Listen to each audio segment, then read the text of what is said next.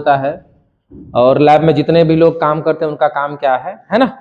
यही सब पूरा चैप्टर है। क्वेश्चन ये पूछता है ना कि बेसिकली हमारे पास जैसे ये लिखा हुआ है कि क्लासिफिकेशन ऑफ मेडिकल लैबोरेटरी, यानी कि मेडिकल लैबोरेटरी को क्लासिफाई करें। क्वेश्चन ऐसा आता है कि क्लासिफाई द मेडिकल लैबोरेटरी। तो 3 तरह की होंगी, एक तो बेसिक लेवल की होगी, एक थोड़ा सा लेवल 2 होगा और एक लेवल 3 होगा। ठीक है, लेवल 3 इन द सेंस की कंटेनमेंट लैबोरेटरी का मतलब है एक लैबोरेटरी दूसरे से जुड़ा हुआ है, दूसरा तीसरे से जुड़ा हुआ है, होता है ना, ऐसे जुड़ करके बहुत सारे उसकी ब्रांचेस है, वैसे चीजों को हम लोग कंटेनमेंट लैबोरेटरी बोलते हैं। ठीक है, बाकी डिपार्टमेंट्स, डिफाइंड डिपार्टमेंट्स करके अगर जो देगा कि डिपार्टमेंट के बारे में बताइए या ऐसे कितनी डिपार्टमेंट्स है लैबोरेटरीज में।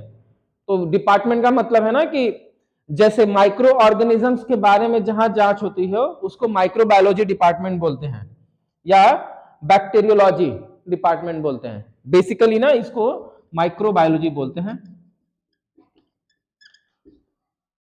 डिपार्टमेंट। अगर जो कोई चीज सीरम से टेस्ट हो रहा है उस लैब के अंदर, तो उस डिपार्टमेंट को हम लोग बोलेंगे सीरोलॉजी लैब।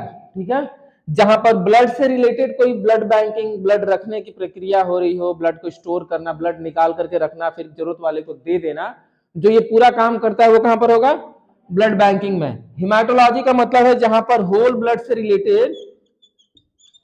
से रिलेटेड टेस्ट लगेंगे, वैसे डिपार्टमेंट को या उस डिपार्टमेंट को हिमाटोलॉजी डिपार्टमेंट या हिमाटोलॉजी लैब बोलेंगे। ठीक है, बाकी इम्यूनिटी से रिलेटेड जहां पर आईजीजी, आईजीजीएम ऐसे रिलेटेड कोई टेस्ट होता है तो उसमें हम लोग इम्यूनोलॉजी वाले डिपार्टमेंट में टेस्ट करवाते हैं। ठीक है, क्लियर है। तो सिंपल फिर से बोल देते हैं, ये जो है ये डिपार्टमेंट बताता है, विभाग बताता है लैबों के अंदर, और ये बताता है कि ये थोड़ा सा बेसिक है, ये थोड़ा एडवांस है, ये सबसे ज्यादा एडवांस है। मतलब 3 चरणों में ये आपकी लैब होती है। ठीक है, जैसे एक आप छोटा सा लैब डाल लिए, बेसिक हो गया, आपने क्या किया, बड़ी लैब से आप जुड़ गए हो, है ना, कि कुछ टेस्ट यहां होंगे और कुछ बड़े वाले टेस्ट उस वाले लैब में होंगे, और ऐसे कई सारे ब्रांचेस हो जाए तो कैंटोनमेंट बोलते हैं। ठीक है ना, छावनियों का मतलब है बहुत सारा डिपार्टमेंट उसके पास हो और पूरे इंडिया में फैला हो, तो वैसे चीजों को हम लोग बोलते हैं कंटेनमेंट लेबोरेटरी बोलते हैं। ठीक है, क्लियर है ये 3 चीजें। आपको एक तो इंट्रोडक्शन, देखिए लैबोरेटरी क्या है, लैबोरेटरी सेटअप कैसे करते हैं, या लैबोरेटरी का मतलब क्या है, तो सिंपल लिख लीजिएगा कि हम एक ऐसी जगह या एक ऐसी संस्था जहां पर तरह तरह के टेस्ट लगते हों हमारे ब्लड से या सीरम से, तो उस जगह को या उस संस्था को हम लोग क्या बोलेंगे, लैब बोलेंगे या लैबोरेटरी बोलेंगे। ठीक है, ये लैबोरेटरी अक्सर कहां मिलती है, हॉस्पिटल में, है ना, सबसे ज्यादा हॉस्पिटलों में मिलती है, बाकी तो जो अपना अपना खोल रखा है उसको बात अलग है। लेकिन क्वेश्चन ऐसा आता है कि डिफाइन द लैबोरेटरी, या लैबोरेटरी के बारे में बताइए, तो सिंपल वो लिखेंगे आप कि लैबोरेटरी क्या है, तो एक ऐसी संस्था है जहां पर डिफरेंट टाइप्स के टेस्ट लगते हैं हमारे ब्लड या बॉडी फ्लूइड से। बॉडी फ्लूइड भी बोलेंगे तो अच्छा है, क्योंकि बॉडी फ्लूइड में ब्लड भी आता है, यूरिन, स्पूटम, बहुत सारी चीजें आती हैं। तो जहां पर टेस्ट लगते हैं उसी को हम लोग क्या बोलते हैं, लैबोरेटरी बोलते हैं। लैबोरेटरी कितने तरह की होंगी, तो 3 तरह की होंगी। कितने डिपार्टमेंट्स होते हैं, मतलब अगर जो एक लैब आप खोल रहे हो तो उसमें क्या क्या डिपार्टमेंट्स होने चाहिए, तो ये है सीरोलॉजी, ब्लड बैंकिंग नहीं है, बाकी हिमेटोलॉजी, इम्यूनोलॉजी, बैक्टीरियोलॉजी, इसके अलावा हिस्टोपैथोलॉजी,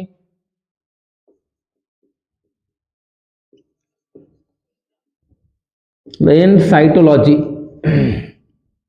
ये भी एक डिपार्टमेंट ही है जहां पर टुकड़ों की जांच होती है, बायोप्सी ऑप्सी का नाम सुने हैं, हाँ ये सब चीजें यहाँ पर होता है। ऐसे बहुत सारे डिपार्टमेंट है। आज के डेट में एक और आ गया है मॉलिक्यूलर डिपार्टमेंट, मॉलिक्यूलर डिपार्टमेंट, जहां पर डीएनए लेवल का टेस्ट होता है। ठीक है ना, डीएनए लेवल का टेस्ट होता है, और जैसे हम लोग कोविड-19 में डीएनए लेवल का जो टेस्ट करते थे जिसको आरटीपीसीआर बोलते थे, आरटीपीसीआर टेस्ट। ठीक है, ऐसे सारे टेस्ट हैं, तो ये डिपार्टमेंट अलग अलग है। यहां तक क्लियर है आपको। एक तो लैबोरेटरी क्या है, कितने टाइप्स की हैं, तो वो 3 टाइप्स की हैं। उस लैबों में कितने डिपार्टमेंट्स होते हैं, तो ये सारा लिख दीजिएगा, आराम से आप लिख सकते हो। सिंपल, सीरम से होगा तो सीरोलॉजी, इसमें एक और भी है क्लिनिकल पैथोलॉजी, हम ब्लड बैंकिंग के अलावा यहां पर लिख सकते हैं क्लिनिकल पैथोलॉजी। ठीक है, ये डिपार्टमेंट्स है। ये डीएमएलटी बीएमएलटी दोनों के लिए है, कोई डिफरेंट नहीं है, लैब सबके लिए एक बराबर है, ठीक है, कोई भी कोर्स रहे। क्लिनिकल पैथोलॉजी में जहां पर यूरिन का टेस्ट होता है, स्पूटम का टेस्ट होता है, सीमेन का टेस्ट होता है, ऐसे जितने भी चीजें हैं वैसे चीजों का भी यहाँ पर टेस्ट होता है। तो सिंपल याद रखिएगा ऐसे कि सीरम से टेस्ट होगा, क्लिनिकल पैथोलॉजी यूरिन का टेस्ट होगा, हिमैटो होल ब्लड से टेस्ट होगा, इम्यूनोलॉजी का मतलब आईजीजी आईजीएम ऐसे रिलेटेड कोई टेस्ट, या एलर्जी या जो भी होता है ना, एग्जाम्पल के तौर पे देखा जाए तो एलर्जी क्या है, एक तरह से इम्यूनिटी का टेस्ट है, ठीक है ना। बैक्टीरियोलॉजी या माइक्रोबायोलॉजी जहां पर बैक्टीरिया फंगस वायरस इन सब के टेस्ट होते हैं उसको माइक्रोबायोलॉजी डिपार्टमेंट बोलते हैं। हिस्टोपैथोलॉजी और साइटोलॉजी डिपार्टमेंट जहां पर बायोप्सी जैसे टेस्ट होते हैं। यहां तक किसी को डाउट नहीं आना चाहिए, ये बिल्कुल एकदम क्लियर कॉन्सेप्ट है। ऑर्गेनाइजेशन ऑफ लैबोरेटरी, क्वेश्चन ये रहेगा, explain the organisation of laboratory, laboratory को कैसे ऑर्गेनाइज किया जाता है, एक्सप्लेन कीजिए। तो ऑर्गेनाइजेशन का मतलब सिंपल है कि किस चीज को कैसे सजाना है। तो यहां पर ना स्टाफ से रिलेटेड केवल बात हो रही है। स्टाफ का मतलब है कि कोई ना कोई एक मालिक होगा, है ना। मालिक को नॉर्मली हम लोग चेयरमैन कह सकते हैं, ठीक है। अगर जो ये डॉक्टर ही हो डायरेक्ट, अगर जो डॉक्टर होगा तो हम उसको डायरेक्टर भी बोल सकते हैं, है ना। तो एक तो या तो कोई नहीं है तो सिंपल एक बिजनेस मैनेजर है जो चेयरमैन की तरफ है, वो पढ़ा लिखा नहीं है, उसके पास डिग्री नहीं है, बस वो बिजनेस कर रहा है ना, जो बिजनेस के लिए लैब खोल रखा है। अब ये क्या करता है, किसी पैथोलॉजिस्ट को रख लेगा या कंसल्टेंट तौर पे मेडिकल साइंटिस्ट को रख लेता है, मतलब ऐसा व्यक्ति जो लैब चलाने का अधिकार उसको सरकार की तरफ से है, वैसे व्यक्ति को रख के लैब चला लेगा पूरा। तो ऑर्गेनाइज कैसे होगा, जिसमें एक बिजनेस मैनेजर होना चाहिए, एक लैब मैनेजर होना चाहिए और साइड में एक क्लर्क होना चाहिए। स्टाफ सपोर्टिंग स्टाफ का मतलब होता है ना, क्लर्क से लेकर के सफाई वाला या क्लीनर, है ना, ये सारे चीजें क्या आ जाते हैं, सपोर्टिंग स्टाफ में आते हैं। अगर जो हमारे पास बिजनेस मैनेजर है और लैबोरेटरी मैनेजर दोनों अलग हैं, एक बिजनेस देखिएगा, बिजनेस का मतलब है सारा चीज देखता है, बजट से लेके कितने सामान आते हैं, कितने जाते हैं, कितने लोगों की आज जांच आ गई, कितने नुकसान है, कितने फायदे हैं, सबको सैलरी देना, ये सब जो मैनेज करेगा उसको हम लोग बिजनेस मैनेजर बोलते हैं। और जो सिर्फ लैब और टेस्टिंग का काम करेगा उसी को हम लोग क्या बोलते हैं, लैबोरेटरी मैनेजर बोलते हैं, यानी कि लैब को मैनेज करने वाला व्यक्ति, वो नॉलेज होगा। अब इन सबको बराबरी में कौन रहता है, पैथोलॉजिस्ट का मतलब है जो असली, जिसके पास सिग्नेचर की अथॉरिटी है, यानी कि रिपोर्ट वही साइन कर सकता है और कोई नहीं कर सकता है। ये कौन होगा, तो एमबीबीएस एमडी पैथ से होगा, ठीक है। उसकी डिग्री इतनी होगी तब जाकर के वो लैब का होगा। अभी तो फिलहाल में जो चल रहा है सिर्फ एमबीबीएस भी है तो चल जाएगा, लेकिन बड़े लेवल का यदि है तो एमबीबीएस एमडी होना चाहिए, वो भी एमडी किससे, पैथ से होना चाहिए, पैथोलॉजी से, ठीक है, तब जाके होगा। मैनेजर के नीचे सुपरवाइजर होता है, सुपरवाइजर का मतलब मैनेजर हर घड़ी थोड़े नहीं आएगा इन सबसे कहने, उसका सिंपल ये काम है कि जितने भी जांचें आ रही है टाइम से उसकी रिपोर्ट जा रही है कि नहीं, बड़े वाले काम वो करता है। टेस्टिंग के लिए सुपरवाइजर उन्होंने रख रखा है, ये सुपरवाइजर क्या करता है, अपने नीचे टेक्नीशियन को रख लेता है। टेक्नीशियन कैसे होते हैं, तो बेसिकली एक क्वालिटी चेक करने वाला होगा, एक लैब टेक्नीशियन या बेंच पर टेस्ट जो लगाते हैं वो टेक्नीशियन होंगे, एक उनके असिस्टेंट होंगे, जैसे जो नए नए हायरिंग होते हैं उनको असिस्टेंट के तौर पर रख लिया जाता है। तो ये सब मिलके जांच लगाते हैं, उसको सुपरवाइज करता है, उसको मैनेज करने का काम है, पूरे ओवरऑल को मैनेज करने का काम इसका है। और ये लोग कौन है, तो या तो मेडिकल साइंटिस्ट कह लीजिए या पैथोलॉजिस्ट कह लीजिए, ये जो दोनों हैं एक तरह से बड़े लेवल के डॉक्टर हैं जिनके पास सिग्नेचर करने की अथॉरिटी है ना, उस रिपोर्ट के ऊपर साइन कर सकते हैं। तो ये आपका ऑर्गेनाइजेशन है। ऑर्गेनाइजेशन का मतलब है ना कि किसको क्या पदवी होगी तभी जाके लैब चलेगा, तो ये मिनिमम ऑर्गेनाइजेशन होना चाहिए। Services, role of medical laboratory services, एक तो ये पूछ रहा है ना कि लैब का क्या रोल है, ठीक है, role of medical laboratory services, यानी कि लैब को लेके ये पूछ रहा है। आप समझ रहे हैं मेरी बात, लैब का काम क्या है, तो लैब का काम क्या है, treatment the patient, treating patient and monitoring the response of the treatment. Okay, इनका काम क्या है कि जितने भी हमारे पास टेस्ट आते हैं उनको टेस्ट परफॉर्म करना होता है, साथ में लोगों को जागरूक करने की भी जिम्मेदारी हमारी है, पेशेंट को डील करने की भी जिम्मेदारी लैब की होती है। आगे क्वेश्चन पढ़ेंगे कि भाई लैब टेक्नीशियन का फिर काम क्या है, तो जो काम लैब के अंदर आपको सौंपा गया वो सारे काम यदि आप कर रहे हैं तो वही काम उस लैब टेक्नीशियन का है। तो पेशेंट का ट्रीटमेंट में मॉनिटर करता है, यानी कि ये क्या होते हैं, टेस्ट लगाते हैं। लैब क्या करती है, टेस्ट लगाते। टेस्ट लगाने का मतलब है कि किसी के बीमारी का पता लगाना, किसी का ऑलरेडी ट्रीटमेंट चल रहा है तो कितना हद तक उसको आराम हो गया या सही हो गया इसके बारे में भी जानना। तो वही लिखा है कि पेशेंट को मॉनिटर भी करते हैं कि उसका रिस्पांस कैसा रहा है ट्रीटमेंट का, तभी भी तो जांच कराते हैं। Monitoring the development spread of infection, इसके अलावा हम लोग अपने विकसित होने का भी व्यवस्था को देखते हैं, डेवलप होने की व्यवस्था को देखते हैं। इसके अलावा कोई इन्फेक्शन फैल रहा है समाज में, सोसाइटी में, जैसे कोविड के समय में हो रहा था, तो लैबें भी बताते हैं कि भाई आजकल ना केसेस बढ़ गई हैं, आप लोगों को सावधान करिए। तो गवर्नमेंट को बताती है और गवर्नमेंट क्या करता है, लोगों को जागरूक करता है अलग अलग पोस्टर वोस्टर बना करके। इसके अलावा आपको बहुत सारे मेजर या बड़े से बड़े डिसीजों से पता लगाने में, डायग्नोसिस करने में भी करता है कि कौन सी डिसीज का कितना इलाज का असर चल रहा है कि नहीं चल रहा है। बाकी हेल्थ प्रायोरिटीज और एलोकेशन रिसोर्सेस ये हर जगह मिले जाते हैं, हर जगह पाए जाते हैं जहां पर भी हेल्थ सोर्सेस की जरूरत पड़ती है। तो हम लैब के बारे में बोल रहे हैं, ठीक है, कि लैब का काम क्या है। तो लैब का काम बहुत सारा आप बता सकते हो। ये ना जांच लगाने के लिए काम आता है, पेशेंटों की बीमारी को पहचानने में काम आता है, पेशेंट को कोई ट्रीटमेंट चल रहा है तो उसको मॉनिटर करने का भी पता लगाने के लिए भी लैब के काम आते हैं। अब आगे वाला देखते हैं रोल ऑफ टेक्नोलॉजिस्ट। अब क्या, इससे पहले लैब के बारे में था, अब लैब टेक्नीशियन की बारी हो रही है। तो सिंपल लैब टेक्नीशियन अलग अलग ढंग से काम करते हैं। एक तो हम रूटीन टेस्ट से लेके एडवांस टेस्ट लगाते हैं, है ना, यही है ना, छोटे से टेस्ट से लेके बड़े टेस्ट लगाते हैं। तो उसको लिखेंगे कैसे, कैरी आउट रूटीन टेस्ट और एडवांस लैबोरेटरी टेस्ट भी करने का काम हमारा है लैब टेक्नीशियन का, ये ध्यान दीजिएगा बहुत। इसके अलावा कोई प्रॉब्लम हो जाए तो हम लोग दिमाग लगाते हैं, एडमिन लेवल पे कोई प्रॉब्लम हो जाए, कोई ऐसा टेक्निकल या कोई रिसर्च लेवल पे प्रॉब्लम है तो हम अपनी बुद्धि लगा करके उसको सॉल्व करने की भी कोशिश का काम हम ही लोग करते हैं। दूसरी बात, conduct community based researches collaborations with the other categories of health. इसके अलावा हम दूसरे इसी विभाग के, मतलब मेडिकल डिपार्टमेंट में दूसरे विभागों से तालमेल बैठा करके अपने काम को करने का काम करते हैं। जैसे अब नर्सिंग से ही तो सैंपल मिलता है, नर्सिंग वाले ही तो आपको कॉल करते हैं कि हाँ ये एक पेशेंट है, इसका सैंपल लेना है, या कोई ऐसा स्टाफ है जो आपको कॉल कर रहा है, तो हम उनके साथ तालमेल बैठा के रखेंगे ना। हॉस्पिटलों के साथ तालमेल बैठा के रखना, छोटी छोटी डॉक्टरों के साथ भी तालमेल बैठाने का काम करते हैं। इसके अलावा हम प्रोफेशनल कंसल्टेंसी का भी काम करते हैं कुछ। जैसे प्रोफेशनल कंसल्टेंसी का मतलब आमतौर पर व्यवसायिक तौर पर हम लोग हेल्प भी कर सकते हैं अपने मालिक को लैब को बढ़ाने के लिए, रिनोवेशन करने के लिए, स्टैब्लिश करने के लिए, और उसको सामानों को अपग्रेड करने के लिए, अपडेट करने के लिए भी कर सकते हैं। इसके अलावा रीऑर्गेनाइजेशन कर सकते हैं मेडिकल लैबोरेटरीज को, कैसे बढ़िया सुधारने के लिए भी हम उसमें दिमाग लगा सकते हैं, हेल्प कर सकते हैं। प्रोफेशनली भी हम सक्षम होते हैं। मान लीजिए कुछ लैब है, मशीनें पुरानी हो गई, तो आप बोल सकते हो कि इसको अपडेट करिए क्योंकि अब सैंपल का रेट बढ़ रहा है, डेली डेली जो है सैंपल का लोड बढ़ रहा है। तो हम ये सब भी काम करने का काम करते हैं, ठीक है। तो लैब टेक्नीशियन का काम क्या क्या है, तो हम छोटे टेस्ट से लेके बड़े टेस्ट लगाते हैं। इसके अलावा हम सारे प्रॉब्लम्स को सॉल्व करने का भी काम करते हैं जो हमारे लैबों में आ जाती हैं, अचानक से कोई प्रॉब्लम आ गई तो। इसके अलावा हम कंडक्ट कम्युनिटी का भी काम करते हैं, यानी कि और विभागों से भी हम लोग अपना अच्छा रिलेशन बना के रखते हैं। दूसरी चीज, प्रोफेशनल कंसल्टेंसी का भी हम लोग काम करते हैं, दूसरों को परामर्श भी देते हैं, ठीक है ना, व्यवसायिक तौर पर। जैसे में क्या क्या दे सकते हैं कि हम लैब को बढ़ाना चाहते हैं, विकसित करने के लिए या नया बनाने के लिए, अपडेट करने के लिए, ये सब चीजों के लिए हम कर सकते हैं, ठीक है। ठीक है, मेडिकल लैबोरेटरी रूल्स, एथिक्स और प्रोफेशनल कोड ऑफ कंडक्ट, ये तीनों चीजें एक जैसी हैं। हम ये नहीं कह रहे तीनों अलग अलग एकदम से हैं, ये सब एक दूसरे से हैं।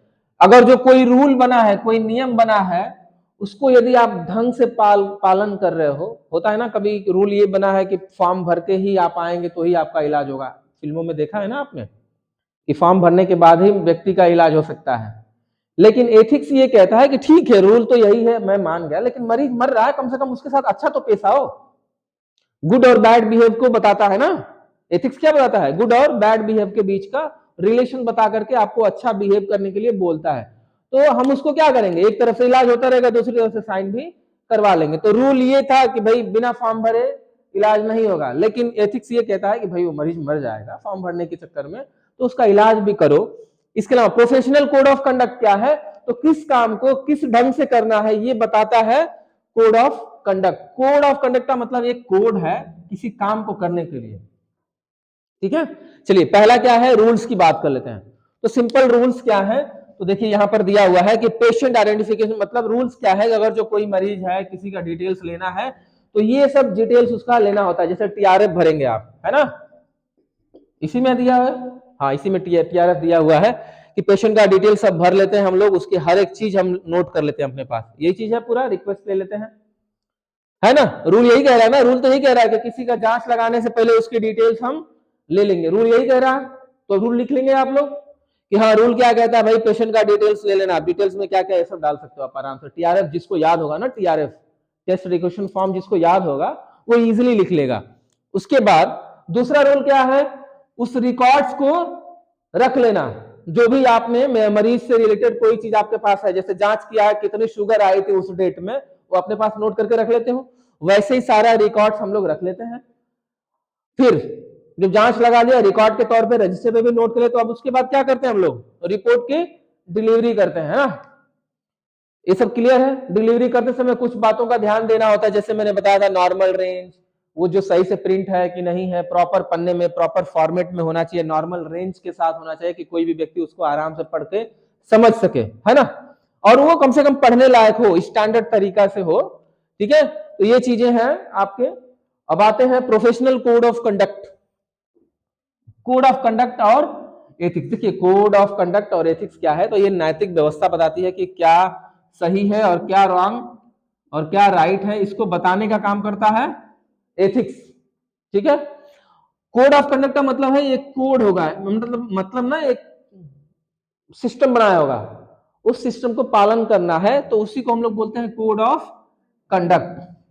कोड ऑफ कंडक्ट का मतलब इन द सेंस क्या है कि होता है ना कि रूल ये था कि भाई बिना पेशेंट से पैसा लिए जांच नहीं लगाना चाहिए, बाद में वो मना कर देगा तो आपका जांच का समय जाएगा, जांच में जो आपके केमिकल खर्च हुए वो जाएगा, सब कुछ जाएगा ना भाई, आपका नुकसान होगा।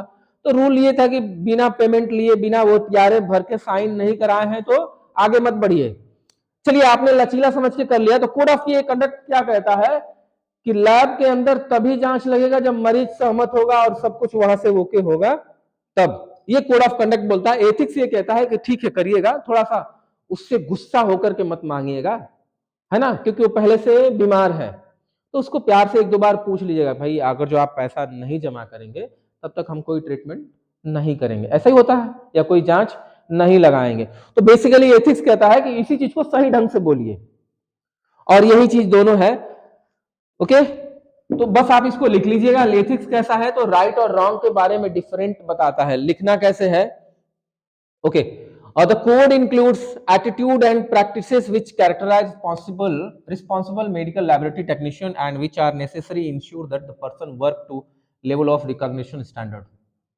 वो ये कह रहा है, कोड ऑफ कंडक्ट यही बताता है कि एक व्यक्ति को एटीट्यूड, या यूं कह लें कि प्रैक्टिस करने के तरीके को बताता है कि किस चीज को कैसे प्रैक्टिस करनी है। ऐसा इसलिए बताया जाता है कि लैबोरेटरी में आप जो रोल निभाते हो ना, वो बहुत इंपॉर्टेंट रोल निभाते हो। और एथिक्स ये कहता है कि जो भी आप काम करो उसको एक सही ढंग से करो, बस एक ना गुस्से में झटक के आप कर रहे हो, झटक से उसके साथ व्यवहार कर रहे हो ना, तो ऐसा नहीं करना है, रूड। तो सही और रॉन्ग का जो डिसीजन एथिक्स देता है, किसी काम को कैसे करना है, ये कोड ऑफ कंडक्ट देता है। थोड़ा सा पढ़ेंगे समझ में आ जाएगा, इसमें कुछ भी नहीं है, बहुत सिंपल है, एकदम बहुत सिंपल। जैसे देखिए, work scientifically and with the complete honesty. Okay, तो कोड ऑफ कंडक्ट ये कहता है एथिक्स के साथ कि देखिए भाई, आप कोई भी काम ईमानदारी से करिए, जो प्रोसीजर है उसके साथ करिए। कोड ऑफ कंडक्ट क्या कहता है कि जैसे एचबी किसी का टेस्ट करना है, तो जो प्रोसीजर होगा उसको फॉलो करिएगा। स्टेप 1 क्या होगा, स्टेप 2, स्टेप 3।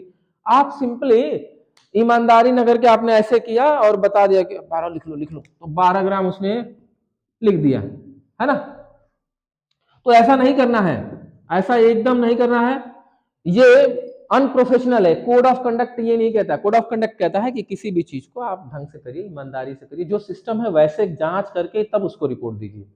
जल्दीबाजी ये सब नहीं चलेगा, या कोई चोरी नहीं चलेगा सिस्टम से, है ना, पैसा कमाने के लिए। तो ये वही है, कोड ऑफ कंडक्ट है कि किस चीज को कैसे करना है। एथिक्स का मतलब है ईमानदारी होनी चाहिए, सही तरीके से करेंगे आप, ठीक है। क्लियर हो गया यहां तक। ये सारे वही चीजें हैं कि never take anything from the place. Okay, ethics और प्रोफेशनल कंडक्ट ये कहता है कि लैब से कोई सामान मत लीजिए, ये सब सारी चीजें हैं। इसके अलावा आप ना किसी पेशेंट का कोई चीज डिस्क्लोज मत करिएगा। कोई पर्सनल डिटेल्स आपके पास आता है, जैसे किसी को कोई बीमारी हो गई, आप सबको बताएंगे नहीं क्योंकि आपका और उसके बीच में जो एथिक्स और कोड ऑफ कंडक्ट आता है वो ये कहता है कि भाई बताना नहीं है, डिस्क्लोज नहीं करना। वही बता रहा है कि do not disclose the patients any unauthorised person result of investigation. जो इन्वेस्टिगेशन करते समय जो रिजल्ट आया था वो किसी पब्लिक को या डायरेक्ट मरीज को भी नहीं बताना होता। अगर जो बहुत खतरनाक रिजल्ट रहा जैसे HIV पॉजिटिव बड़े लेवल पे, जो ऐसा है कि जो उसको ना मेंटली प्रॉब्लम कर सकता है, भाई वो हार्ट होकर मर जाते हैं बहुत लोग। अब हम लोग नॉर्मल है, अगर जो कोई हमको आके कह दे कि आपको तो HIV पॉजिटिव है तो होगा ना कहीं शॉक लगेगा ना भाई। नहीं, आप ना उसको डायरेक्ट नहीं कहेंगे, उसका एक तरीका है, इसमें इसमें नहीं आगे भी आपको मिलता है कि उसको आराम से बताना होगा, या जब तक उसके साथ कोई गार्जियन ना हो, है ना। मरीज की हालत देखते हुए बताना है। मरीज एकदम अनकॉन्शियस है, छोटा बच्चा है, उसका लीवर खराब है, तो डायरेक्ट क्या छोटे बच्चों से आप बता देंगे? वो घर जाके खाना पीना बंद कर देगा, उसके गार्जियन से बताएंगे। तो ये कोड ऑफ कंडक्ट कहता है कि सही तरीका यही है कि आप उसके गार्जियन से बताएंगे। अगर जो बच्चा समझदार उतना नहीं है, चीजों को उतना जल्दी कैच नहीं कर सकता है, तो उसके गार्जियन को बताएंगे कि आप अपने बेटे पे ध्यान दीजिए, उसका लीवर अब धीरे धीरे डिस्टर्ब हो रहा है। लेकिन डायरेक्ट लड़के से बच्चे से बोल सकते हैं क्या कि तुम्हारा लीवर खराब हो गया है, अब तुम मतलब 2-4 साल के मेहमान हो, ऐसा नहीं कह सकते ना। तो वैसी बहुत सारी चीजें, वही चीजें बता रखा है, ठीक है। नियम है, उसको हम लोग पॉलिसी बोलते हैं। नियम कैसे? जैसे लैबोरेटरी हावर्स और इमरजेंसी वर्क, ये दोनों पे लागू होता है। जो काम देता है और जो काम कर रहा है, यानी कि मालिक और नौकर दोनों के बीच के लिए है। लैबोरेटरी में हावर्स और इमरजेंसी वर्क दोनों चीजें आपको ये पॉलिसी के अंदर है। पॉलिसी का मतलब है कि नियम को बताता है। वैसे ये सब पे लागू होता है, लिखा है ना कि जितने भी मेडिकल स्टाफ है सब पे लागू होता है कि कितने घंटे आपको ड्यूटी करनी होगी, इमरजेंसी के हावर्स क्या होंगे, range of test to be perform those refer to the higher level. अगर जो आपकी कैपेसिटी, लैब की कैपेसिटी कम है छोटे छोटे टेस्ट लगाने के लिए, तो बड़ा टेस्ट क्या करेंगे, बड़े लैबों में भेज देंगे। वही ये कह रहा है। Collection of laboratory specimen, workload capacity of the laboratory, मतलब ये सब नियम है, पॉलिसीज बताता है कि कम से कम आप ये चीजों पे ध्यान रखेंगे।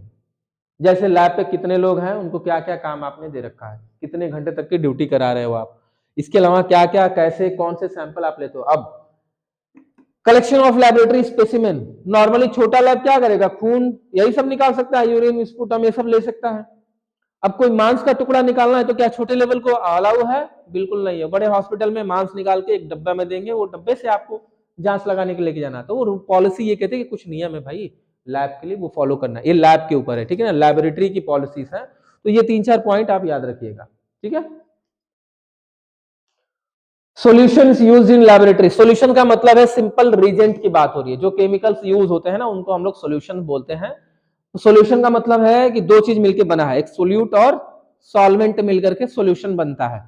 अब सॉल्यूशन 2-3 तरह के होते हैं, एक स्टैंडर्ड और एक नहीं, ठीक है, एक स्टैंडर्ड होता है नॉर्मली। स्टैंडर्ड का मतलब है, चलिए एक रिजेंट सॉल्यूशन है जिसमें दो चीजें मिलकर बना होगा, सोल्यूट प्लस सॉल्वेंट को ही हम लोग क्या बोलते हैं, सॉल्यूशन बोलते हैं, ठीक है। अगर जो स्टेनिंग का सॉल्यूशन, क्या स्टेनिंग का समझ रहे हैं ना, एक डाई या कलरिंग करना स्लाइड को, है ना, जो स्लाइड बनाते हैं उसके ऊपर कलर अगर जो हम डाल रहे हैं उसी को स्टेनिंग बोलते हैं। हम लोग पढ़े हैं ना ऑलरेडी, ओके। स्टैंडर्ड सॉल्यूशन अब क्या है, ये तो एक रीजेंट सॉल्यूशन है। स्टैंडर्ड सॉल्यूशन क्या है, तो जिसमें सोल्यूट की मात्रा पता हो प्लस सॉल्वेंट की भी मात्रा आपको पता हो, तो वैसे को हम लोग स्टैंडर्ड सॉल्यूशन बोलते हैं। स्टैंडर्ड तभी माना जाएगा जैसे चीनी आधा किलो है और 5 लीटर पानी है, मतलब दोनों अमाउंट पता है ना आपको। अगर जो नहीं पता है तब वो स्टैंडर्ड सॉल्यूशन नहीं माना जाएगा, ठीक है। इसमें प्राइमरी सॉल्यूशंस होते हैं और सेकेंडरी स्टैंडर्ड सॉल्यूशन, एक जो एक बार घोला जाएगा और एक दूसरी बार घोला जाएगा, ठीक है। सॉल्यूशन प्राइमरी सॉल्यूशन, और बफर क्या है, तो पीएच को मेंटेन करने के लिए आता है ना। पढ़े हैं कि नहीं, जानते हैं कि नहीं आप लोग, जिसका एसिड यानी कि जिसका नेचर एसिड की तरफ चला गया है उसको बेस की तरफ लेके आने के लिए हम लोग बफर का यूज करते हैं, ठीक है, ताकि उसका पीएच बैलेंस हो जाए। तो बफर वो चीज है। तो ये सारे के सारे सॉल्यूशन है। तो ऐसे याद रखिएगा कि कुछ 3-4 तरह के सॉल्यूशन पाए जाते हैं लैब में। एक तो जो केमिकल्स हैं उनको हम लोग नॉर्मली रीजेंट बोलते हैं, ऐसे याद रख लीजिए ना, जितने भी केमिकल्स है सबको हम क्या बोलेंगे, रीजेंट बोलेंगे, जो पहला वाला है। और रिजेंट कैसे बना है, तो कोई ना कोई दो या दो से ज्यादा चीजों को मिला करके बना है, इसलिए उसको क्या हम लोग बोलते हैं, सॉल्यूशन बोलते हैं। सिंपल। तो रिजेंट सॉल्यूशन हो गया, स्टेनिंग सॉल्यूशन हो गया, स्टैंडर्ड सॉल्यूशन हो गया, और नीचे क्या है, बफर सॉल्यूशन हो गया। ये 3-4 तरह के केमिकल्स टोटली यूज होते हैं। सिंपल ऐसे याद रखिएगा कि एक होगा आपका रिजेंट, है ना, दूसरा क्या है स्टेनिंग वाला, तीसरा क्या होंगे स्टैंडर्ड सॉल्यूशंस, और चौथा क्या है पीएच को मेंटेन करने के लिए बफर सॉल्यूशन। ये सारे के सारे क्या है, सॉल्यूशन है।